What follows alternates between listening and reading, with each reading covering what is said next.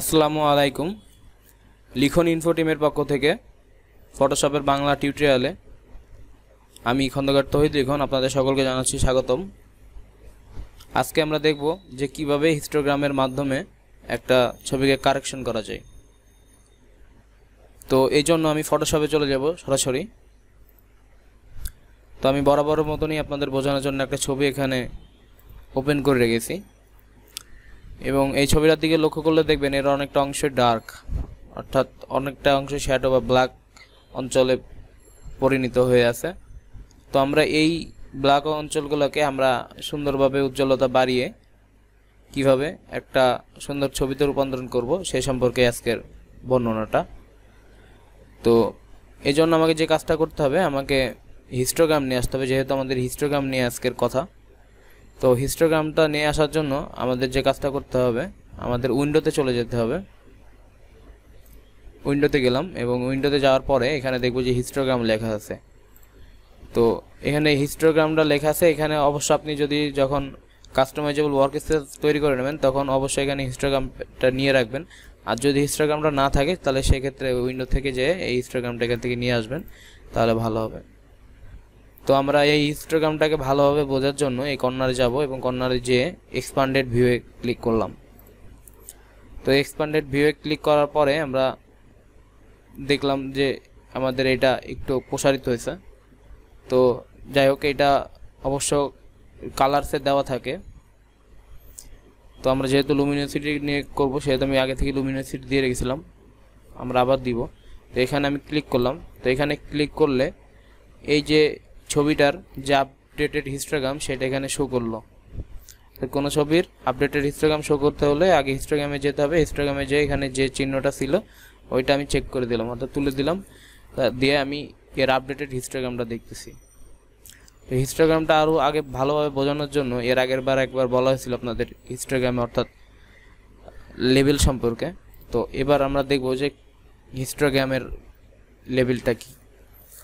আসলে হিস্টোগ্রামের লেভেলের ভিতরে যখন শূন্য পর্যায়ে থাকে তখন অঞ্চলটি কালো অর্থাৎ শ্যাডো এরিয়া হয়ে থাকে, এবং যখন এই লেভেলের মান একদম সর্বোচ্চ অর্থাৎ 255-তে যে দাঁড়ায় তখন এটি সম্পূর্ণ রূপে সাদাতে পরিণত হয়। আর এই 0 থেকে 255-র মাঝখানে যে অংশটুকু থাকে এটাকে মূলত মিডটোন বলা হয়। তো এ সম্পর্কে যেহেতু এর আগে একবার বলা হয়েছে সেহেতু আমি এটা নিয়ে আর বললাম না। তো আমরা সরাসরি ইমেজে চলে যাব। তো আমি এখান থেকে চ্যানেল, যেহেতু আমি লুমিনোসিটি নিয়ে কাজ করতেছিলাম, তো আমরা লুমিনোসিটি দিয়ে নেব এখান থেকে। এবং এই লুমিনোসিটি দিয়ে দিলে আমরা একটা জিনিস লক্ষ্য করব, এই ছবির যে হিস্টোগ্রামটা শো করছে এখানে সেটা হলো যে একদম শ্যাডো এরিয়া, যেটা শ্যাডো এরিয়াতে আছে লেভেল, এবং এইখানে যে এরিয়া হাইলাইট এরিয়া সেইখানেও কিছু আছে, অর্থাৎ মাঝখানে যে এরিয়া অর্থাৎ মিডটোন এরিয়াতে আমরা কোনো রকমের লেভেল দেখতে পাচ্ছি না। তো এই জন্য আমাদের যে কাজটা করতে হবে, আমরা এখান থেকে এটা এখানে থাকুক। তো আমরা এখানে চলে যাব ইমেজে, এবং ইমেজে যাওয়ার পরে আমরা যে অ্যাডজাস্টমেন্টটা ইউজ করব সেটা হলো যে এখানে অ্যাডজাস্টমেন্টে যাব, এবং অ্যাডজাস্টমেন্টে যাওয়ার পরে আমরা শ্যাডো অ্যান্ড হাইলাইটস ইউজ করব। তো শ্যাডো অ্যান্ড হাইলাইটস ইউজ করলে দেখতে পাবো যে মোটামুটি ছবিটা যেমন ছিল তার থেকে একটু ভালো হয়েছে। এবং এখন আমরা ম্যানুয়ালি কারেকশন করব, ম্যানুয়ালি কারেকশন করে একটা ছবিটাকে সুন্দর করব।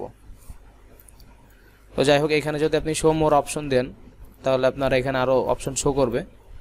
তো যেহেতু এখন এইগুলো দরকার নেই সেহেতু আমি এখানে এইটা আনচেক করে দিচ্ছি।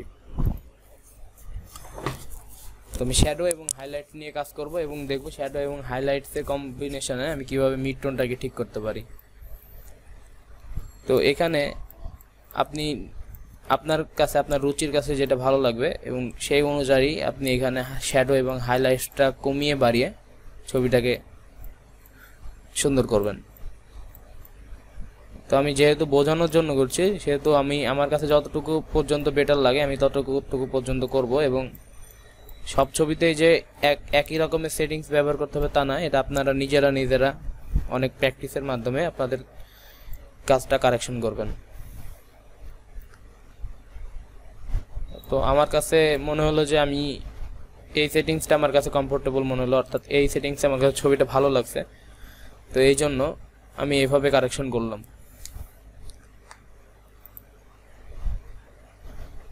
তো এই কারেকশনটা করার পর আপনার যদি তাৎক্ষণিক মনে হয় যে না আমার কারেকশনটা ভুল হয়েছে, তো সেক্ষেত্রে আপনি এখানে এডিটে যাবেন এবং এডিটে যাওয়ার পরে ফেড শ্যাডো অ্যান্ড হাইলাইটস, এই ফেড শ্যাডো অ্যান্ড হাইলাইটস দিলে আপনি এখান থেকে এই ফেডটা আপনি ঠিক করে নিতে পারবেন, অর্থাৎ নিজের ইচ্ছা মতন এটা করে নিতে পারবেন।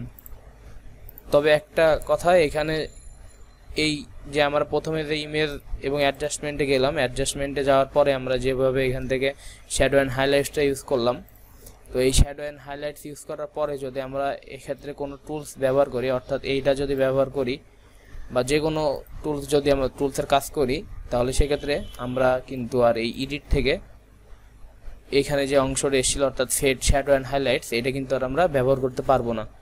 তো আমাদের যদি fade shadow and highlights use করতে হয়, তাহলে আমাদের ওই যে আমরা যে ইমেজে অ্যাডজাস্টমেন্ট থেকে শ্যাডো অ্যান্ড হাইলাইটস ইউজ করলাম, এইটা করার পরপরই আমাদের যদি কোনো রকমের ভুল চোখে পড়ে, তাহলে আমরা তৎক্ষণাৎ এখান থেকে ফেড শ্যাডো অ্যান্ড হাইলাইটস এটা ইউজ করতে পারবো। এটা একবার বা দুইবার ব্যবহার করতে পারবেন, তবে কোনো টুলস ব্যবহার করার আগে অন্য কোনো টুলস যদি ব্যবহার করেন, পরে আর এইটা ব্যবহার করতে পারবেন না।